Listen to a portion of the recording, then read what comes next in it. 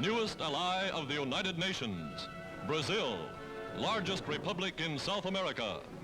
Brazil, only 5 hours by bomber across the South Atlantic to Vichy-controlled Dakar. Stirred by Nazi sinkings of unarmed Brazilian vessels, the wanton killing of Brazilian citizens, a neutral nation rises to demand war upon Germany and Italy. Massing before the Chamber of Deputies, an aroused people hear patriots declare that this assault upon Brazil's honor shall not go unchallenged.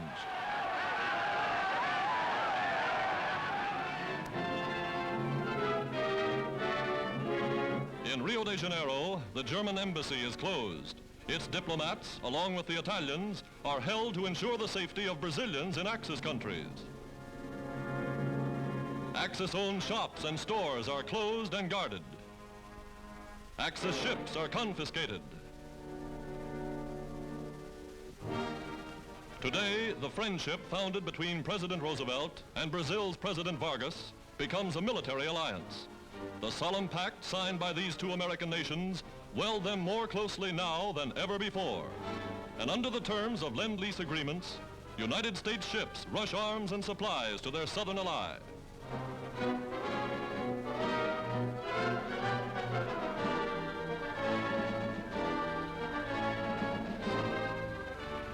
From American aircraft factories, U.S.-trained Brazilian pilots take home training planes for their rapidly growing Air Force, flying them direct from North to South America.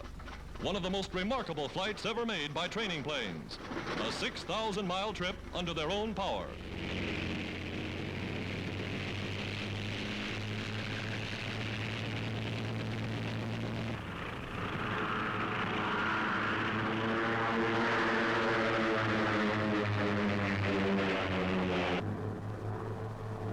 Always an air-minded nation, Brazil is proud of her 600 new landing fields and aerodromes. Sky Patrol on the alert. Pilots rush to man their ships. For Brazil, a country greater in area than the continental United States, must defend a coastline of 4,800 miles. From Brazil shipyards, new vessels are going down the ways.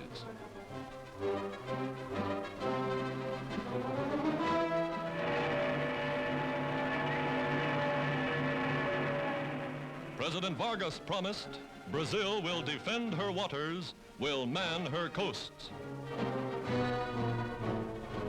The Brazilian Navy puts to sea, her efficient fighting force now joining United States and allied warships on anti-submarine patrol.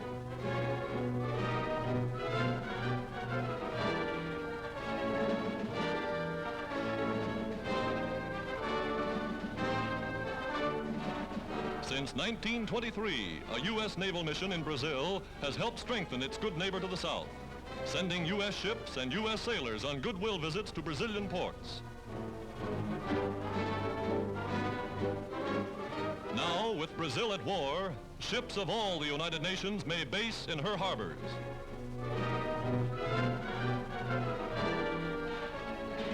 Today, Brazil's armament factories are tuning at top speed.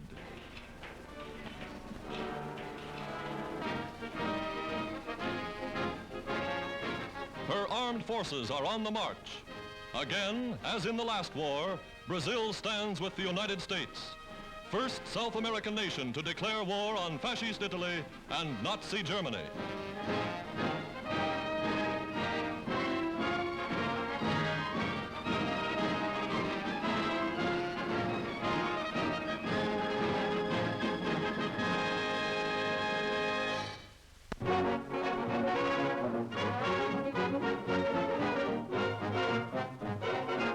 Servicemen on 24-hour leave, sailors in port waiting to rejoin their ships, soldiers on furlough. All find free food and a warm welcome at recreation centers in nearly every American city.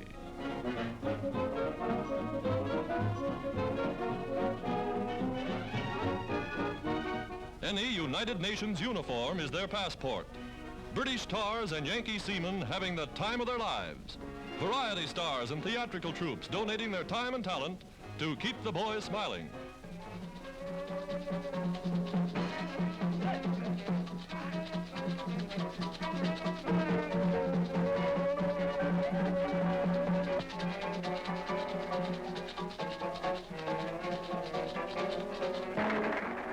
famous dancing star, and none ever played to a more appreciative audience.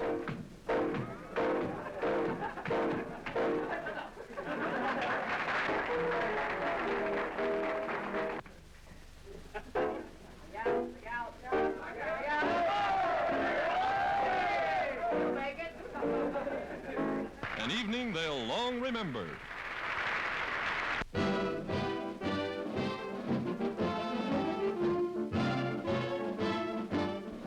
A convoy of troop ships arriving in India. Ships scattered as far as the eye can see. These are British Tommies, hardened, seasoned veterans of crack brigades, rushed to meet the threat of invasion to India. Big fellows they are, from all parts of the empire, bringing supplies and equipment in such numbers that no single port in India can handle it all.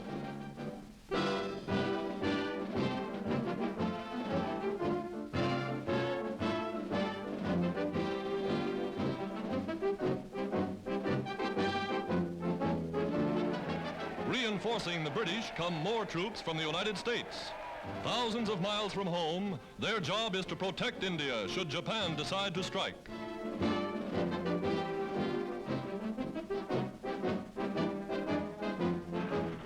They bring a mighty arsenal of equipment, powerful new guns, tanks, and trucks, equipment fresh from the assembly lines of America's war industries.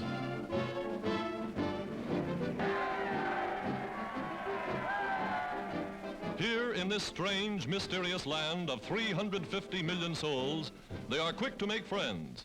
They even try to learn some of the Hindus' many dialects, that they may better know Mother India and her people.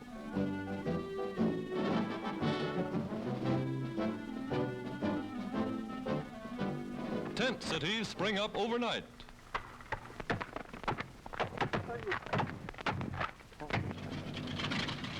Bombers are timed and tested. For with the lifting of the monsoon, they must be ready to meet the enemy. America fighting a global war on 30 fronts.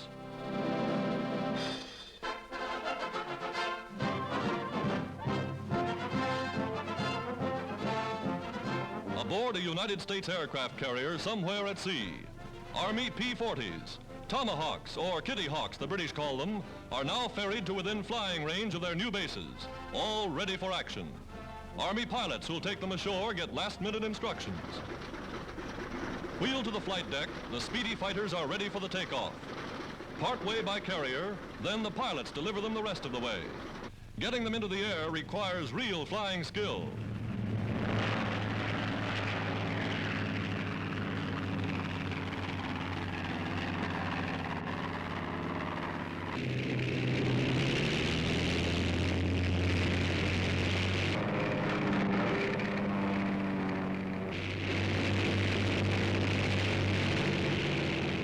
Full cooperation between the armed forces. Navy carriers speeding Army planes and pilots to United Nations bases overseas.